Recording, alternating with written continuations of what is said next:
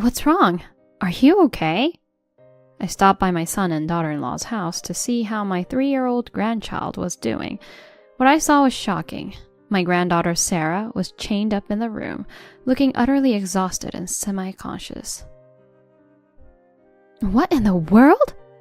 Furious, I immediately called 911, and they arrived in less than 5 minutes. However, to my surprise, I was handcuffed and arrested by the police officer. There must be some mistake. I was the one who called you. Despite my protest, I wasn't listened to and was taken away by the police. However, I later managed a turnaround due to a certain development. I swore to get revenge on the person who has subjected my granddaughter to such cruelty. I am Rebecca, 63 years old. My husband passed away 3 years ago, and I have been living alone since then. My son, Daniel, married Megan 5 years ago, and they live an hour's drive from my home. For about half a year, Daniel has been on a work assignment alone, and I haven't seen my grandchild, Sarah, since then.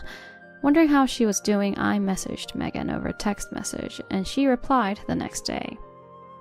Sarah wants to see you. Why don't you come over? I was having coffee with a friend near my son's house and replied, I'll drop by in about an hour, excitedly buying gifts for Sarah. However, when I arrived and rang the doorbell, no one seemed to be there. I found the door unlocked when I turned the knob. Megan, are you there? I'm coming in. Hesitantly entering the room, I found Sarah chained up. Sarah, what happened? Are you okay? Shocked, I rushed to her, but Sarah looked exhausted and she was semi-conscious. She had lost a lot of weight and I could see bruises on her skin through her tattered clothes. This is serious. I need to call the police. I immediately called 911 and arranged for an ambulance. Surprisingly, the police arrived within 5 minutes. As I was still in shock, they said, You are under arrest. And to my surprise, I was the one arrested. Wait a minute, please. There's been a mistake. I'm the one who called you. However, the police told me they had received a call 10 minutes earlier about a mother-in-law mistreating a small child. Who would do such a thing? Confused, I was about to be taken to the police car when I saw Megan peeking from behind the electricity pole. As the ambulance arrived, she rushed out in a panic. Sarah, what happened? Megan, can you please explain to them that I'm innocent? That's ridiculous.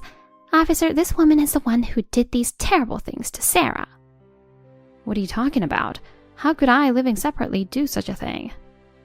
Megan glared at me fiercely, claiming she had been hospitalized due to illness and had left Sarah in my care during that time. Megan was the one who invited me over. What's going on? Stunned, I was led to the police car and watched the ambulance carrying my granddaughter and daughter-in-law drive away. Later at the police station, I was interrogated. Everything my daughter-in-law said is a lie. I don't even understand why I'm being treated as a criminal. I asked them to check the messages between Megan and me on my smartphone. However, all her replies had been deleted. It seemed Megan had erased the messages she had sent to me. Was Megan the one who harmed Sarah and reported it to the police?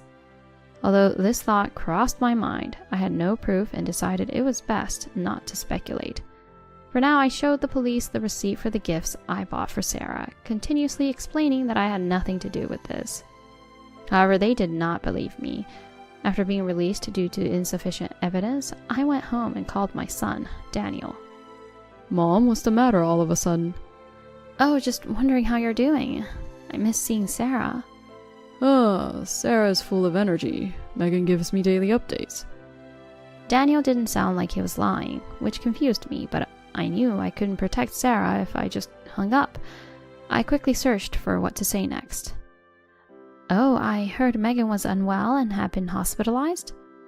I don't think so. She didn't even seem to have a cold. Daniel spoke hesitantly about his own wife, making me suspect he was hiding something. When I asked if something was wrong, Daniel was silent for a while before sighing deeply. I guess I can't hide it from you, Mom.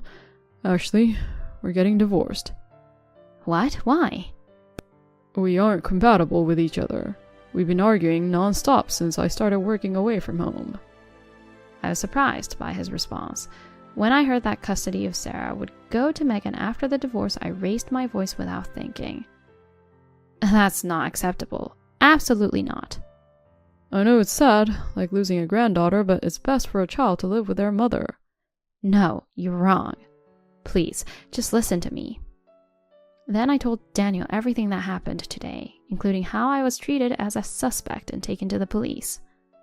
Daniel was surprised and muttered, What do you mean? Daniel seemed truly unaware of everything, so I thought it might be best to share my suspicions. I'm so worried about Sarah. I hate to think about this, but I'm worried Megan might be doing something to her. Which hospital was Sarah taken to? The paramedics told me, but I think I'll go see for myself.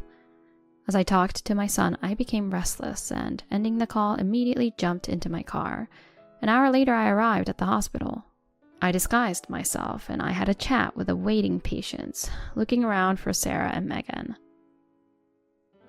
I don't know where Sarah is. What should I do now? Though unsure what to do next, I stepped outside to the backyard for some fresh air and heard a familiar voice. There I saw Megan and a doctor talking intimately.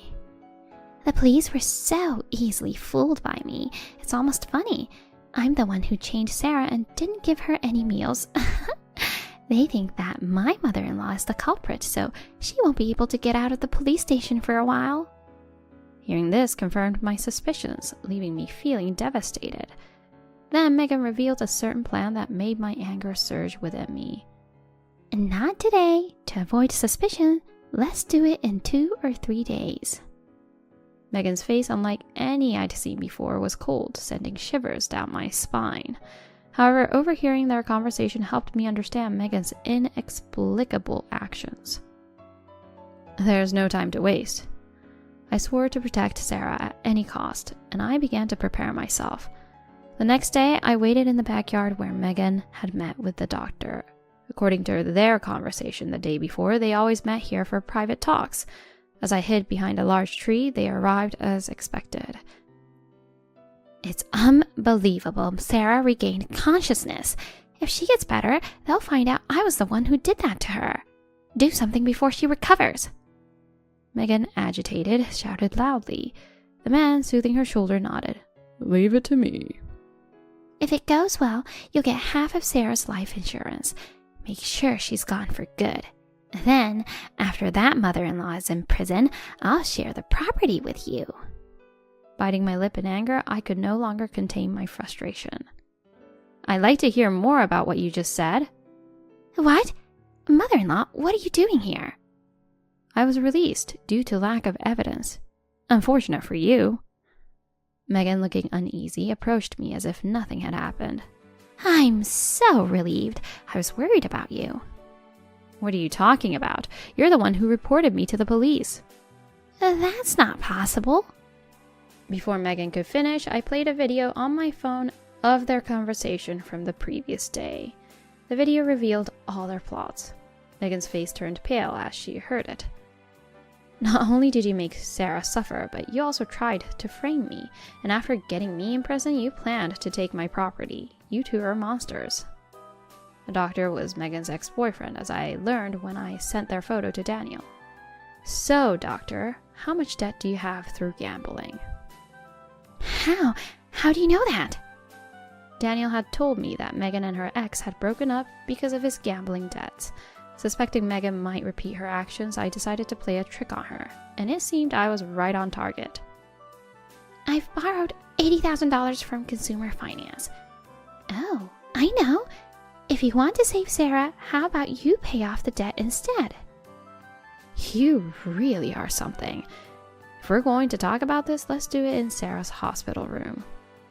I went to the hospital room where Sarah was, accompanied by Megan and the doctor. Upon seeing Sarah lying in the bed, I rushed over to her in joy. Sarah, it's Grandma. Do you understand? Yeah, Grandma, I was scared. Holding my hand and hugging me, I felt really bad for my granddaughter having to go through such a thing. I can't imagine how terrified she must have been. It's okay now. I will protect you no matter what.